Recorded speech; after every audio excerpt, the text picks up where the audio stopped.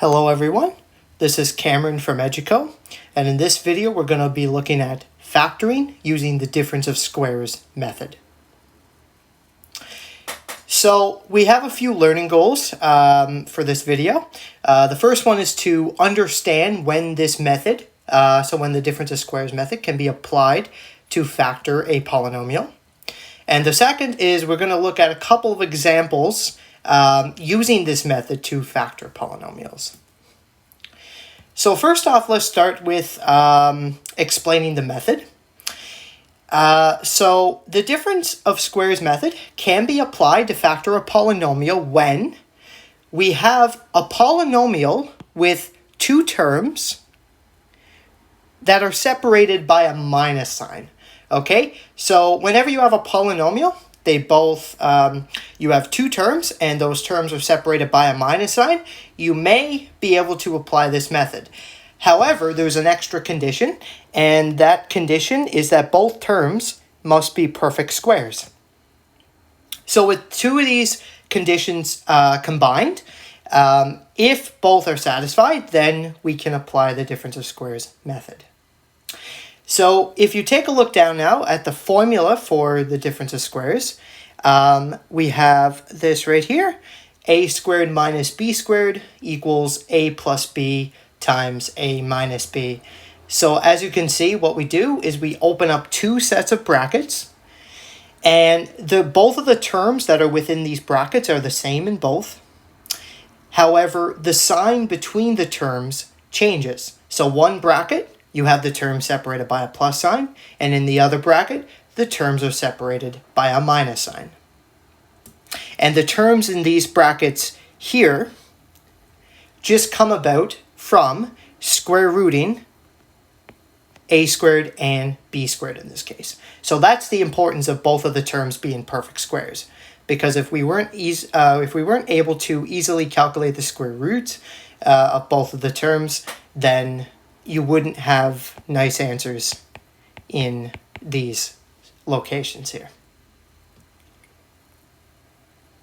So now we're going to look at the steps to the method.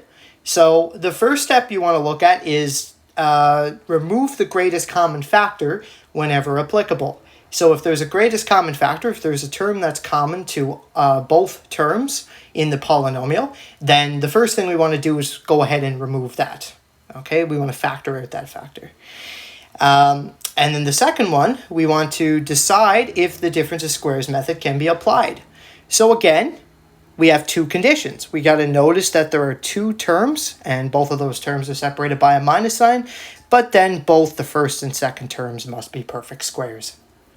And of course, then the third step is to apply the formula. So a squared minus b squared equals a plus b times a minus b. And then in the last step, number 4, we want to check if the first or second bracket can be factored a second time, because sometimes we may be able to apply the method twice in one example. Or maybe we can use a different method after using difference of squares. Okay, so we want to make sure that both of our brackets are simplified and factored as much as they can be. So now let's go ahead and take a look at an example. So in question 1, we want to factor the following polynomial: y to the 4th minus 81. So the first thing we want to look at is to see if there's a greatest common factor. And in this case, there's nothing common between y to the 4th and 81. So we don't need to worry about that in this particular example. But for the second step, we want to decide if the method actually applies. So number 1, we do have two terms, and those terms are separated by a minus sign, but now we have to decide, okay, well, are those terms perfect squares? Well, if I take the square root of y to the 4th, then I get y squared. So that's a perfect square. And if I take the square root of 81, I get 9. So again, yes, these terms are both perfect squares. So the method of difference of squares can be applied. So now I have to apply the formula. So just to recall, the formula is a squared minus b squared equals a minus b times a plus b. So for y to the 4th minus 81, I'm going to open up two sets of brackets. And in the first bracket, I'm going to put a plus sign between the terms, and in the second one, I'll put a minus. Okay, it doesn't matter which order you do them.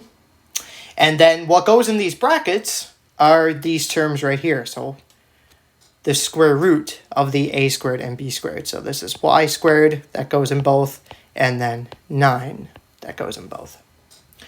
So now our last step is to determine, okay, well, we got to look at both brackets and see if they can be factored any further. So y squared plus 9, okay, yes, we have two terms and they're both perfect squares, but the terms are separated by a plus sign. So here the difference of squares method will not work, and there's no greatest common factor. It doesn't look like I can factor that term any further. But what about y squared minus 9? Okay, y squared minus 9 is able to be factored further, right? Because both terms are perfect squares, and there's only two, and they're separated by a minus sign. So I can apply the difference of squares method once again. So y squared plus 9 times. Now for y squared minus 9, again, I'm going to open up two sets of brackets. One bracket with a plus sign, the other with a minus. And then to get the terms inside these brackets, I'm going to take the square root of both terms here. So the square root of y squared, that will give me y, and the square root of 9 will give me 3. Now these are both linear factors, so, and there's no greatest common factor in between those terms. So in this case, this is my fully simplified form. Okay, so this is the fully factored form. Now we're going to look at another example. So we want to factor the following polynomial, 162x squared minus 98. So the first step is, again, to determine if there's a greatest common factor between these terms. And in this case, yes, there is, because both 162 and 98 are divisible by 2. So I'm going to start off by factoring out a 2. And now 162 divided by 2, that'll give me 81x squared minus, and then 98 divided by 2 is 49. So now I have to determine whether or not this method, the difference of squares method, can be applied to factor this. So we have two terms. They're both separated by a minus sign, and both of them are actually perfect squares. So I'm going to open up two sets of brackets, one with a plus, one with a minus. Now the square root of 81x squared, that's the same thing as the square root of 81 times the square root of x squared. The square root of 81 is 9, and the square root of x squared is x. And then, of course, the square root of 49 is going to be 7. So the terms that go in here are 9x plus 7 and 9x minus 7. Now the last step is to determine if any one of these brackets can be simplified any further. But there's nothing common, so we have no greatest common factor between 9x and 7. And they're both linear factors, so these are irreducible.